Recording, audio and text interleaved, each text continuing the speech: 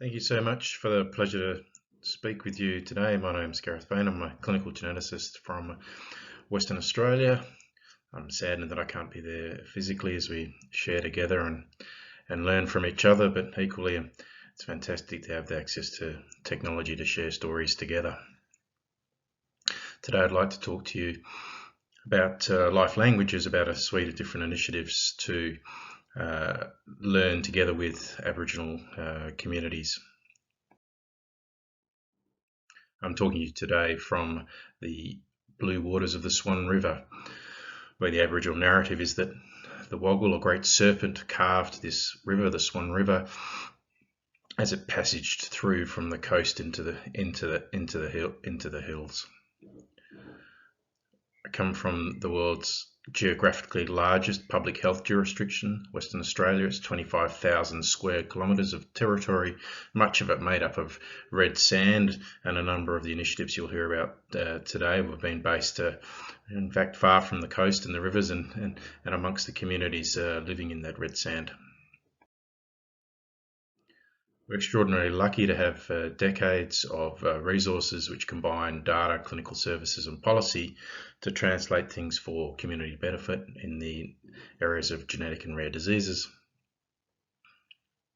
And you'll see here a couple of icons, the blue circular one and the turtle, just reinforcing the critical nature of the partnerships we have with the Aboriginal health care primary sector and within a health department where our Office of Population Health Genomics sits within our Public and Aboriginal Health Division.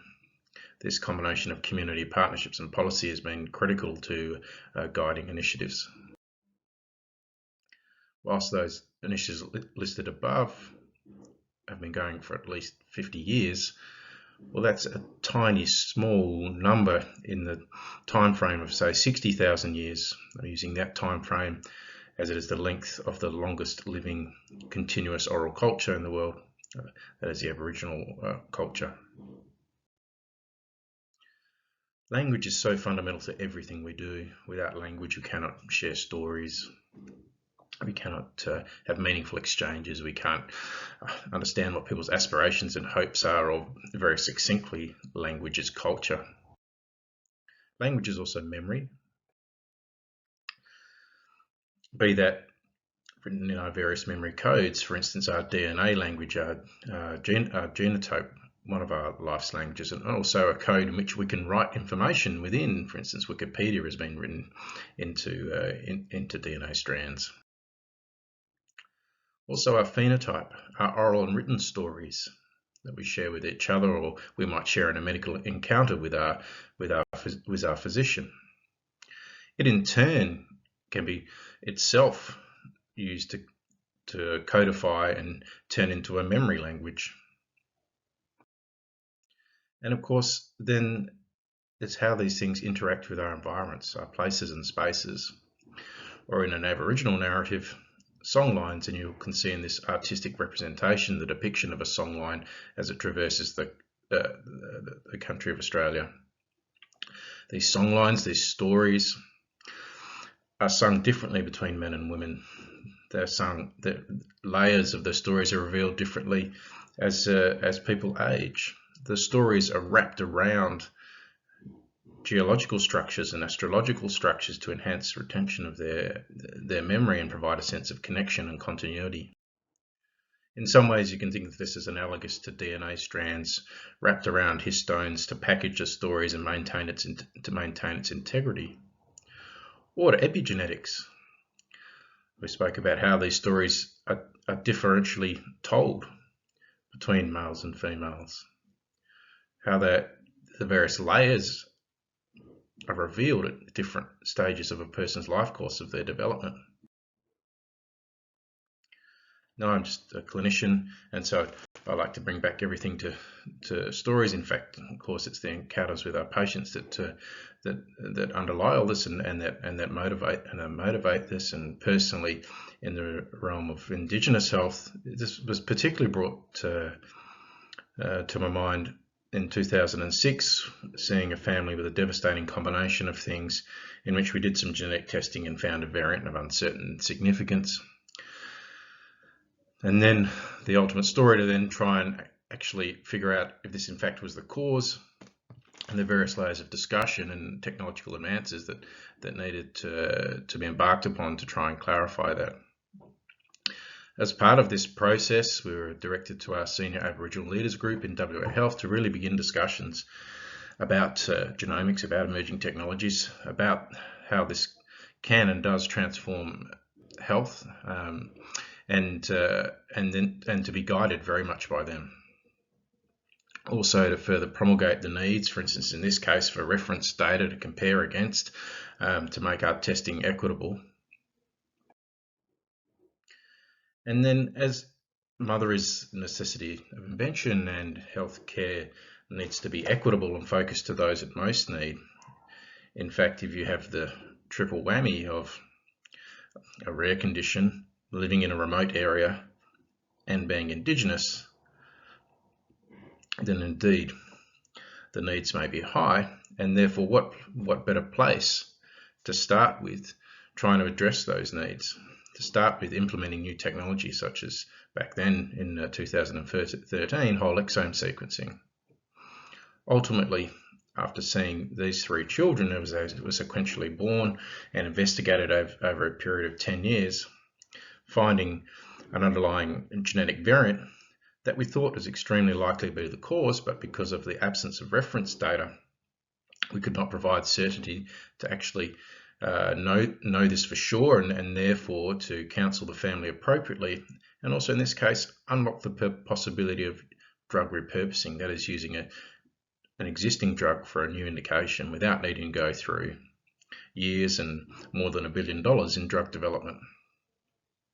Ultimately, by circling the globe and finding colleagues to help us be able to ultimately prove this case was to transform this family's care. This then became instructive for us and also a powerful story to work together with further Aboriginal families and communities.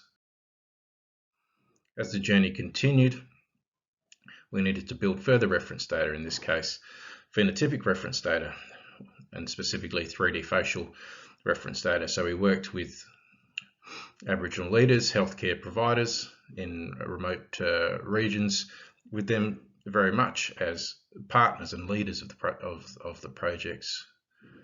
We hosted the world's first conference looking at the combined themes of rare diseases and Indigenous genetics. We took research data that had been acquired and then worked with the community in a governance structure to implement that research data, in this case the allele frequency data, the genetic information, into our public health system laboratories and make that accessible for public health system use to immediately help transform medical care. We continued working with other regions in Australia, moving from the Western Desert to the Pilbara region to build upon our facial analysis partnership. One of the technologies from the facial analysis is face language, in this case converting a 3D facial image to a text-based description that's computer readable and standardized, that is human phenotype ontology terms. We continued with further programs working together with the community, and for instance with our undiagnosed disease program, 1/4 of patients were Aboriginal and 1/4 were from remote and regional regions. This was not because they had more rare undiagnosed diseases. It was in fact because their health journeys were much more complicated. So rather than being sorted out early in their diagnostic odyssey, they ended up in essentially what is an end-stage program. But serving the needs of these families has led on to other solutions. For instance, serving the needs of another Aboriginal family led to the establishment of an international data exchange mechanism between Japan and Australia.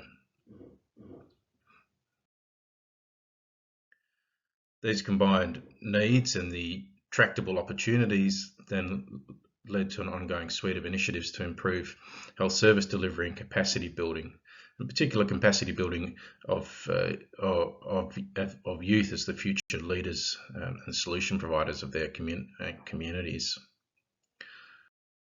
One such youth-driven initiative is Life Languages, which in its essence is a universal Indigenous medical translator, or at least it aspires to be so, as launched as part of the United Nations International Year of Indigenous Languages in 2019. It's about retaining and empowering language, about creating more connected communities, about fusing ancient and old knowledge with latest technologies. It very much works through youth, who are variably medical students, allied health students, artists, language teachers, professional sports people, working together with their community members and their elders together to perform these translations and to guide how they're used thereafter. This is one of our inaugural Life Languages champions, Shamir End. Shamir's language is dying, and he's particularly keen to help retain that language because it fuses both his cultural and personal needs as well as his medical student studies and his interest in health. Like our other Life Languages champions, Shamir is a network machine, and like no other people can, these incredible youth, through their connections with their community, really can build these networks. Or this is Yalaloo Thomas, another Aboriginal medical student who last year was WA Young Australian of the Year. In this case, working together with his community, which is a 2.5-hour flight from our capital city and then about a 3-hour drive to a place here called The Block, working together with his community to perform these translations. Yalaloo also works in our 3D facial analysis initiatives and other precision health initiatives aimed at improving Indigenous health. Mechanistically, Life Languages takes medical terminology, combines it with layperson translations, and then with Indigenous translations of those terms, with a backbone of a computer-readable and standardized language, the human phenotype ontology. The human phenotype ontology is the lingua franca of precision medicine. So, for instance, you can see here the term macrocephaly, big head, in Yangamara Aboriginal, Genital Wetu, and then converted through to the respective HBO term, which can then be used, for instance, to be used with multi-omics analytics. But it's not just about the translations itself, it's also about the narratives, the stories, because language has a context. And so, for instance, here's a page from a booklet which Yalaloo created to explain DNA and genetic healthcare in concepts that resonate with Aboriginal narratives, and in this particular instance, again, with songlines and singers.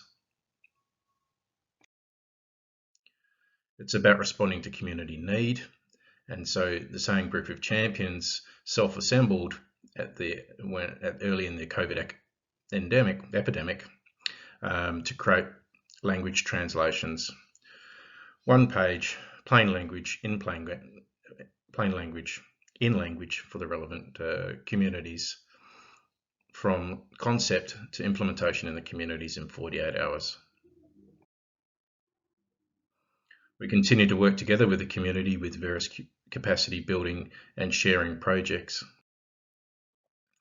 and ultimately to combine the voice of the doctor, the voice of the people, the voice of the Indigenous peoples, to combine ancient wisdom with new technology, to deliver answers, to respect, to learn from and contribute to community, to build trust and empowerment. So what are some of the key learnings? Trust is everything. I've paraphrased here from Stephen Covey, a very famous business leader. Nothing is as fast as the speed as trust. Nothing is as fulfilling as the relationship of trust. Nothing is as inspiring, and you can read on. But really, trust is at the foundation of everything. As is care. When we think about data and the FAIR principles of findable, accessible, interoperable, and usable, we must also complement these with the care principles. How do we think about collective benefit and return of benefit to communities? How do we give communities the authority and the means to control? How do we partner responsibly with communities and ethically? When these things are addressed, we have the ability to deliver AI squared. That is a combination of ancient intelligence and artificial intelligence. Thank you.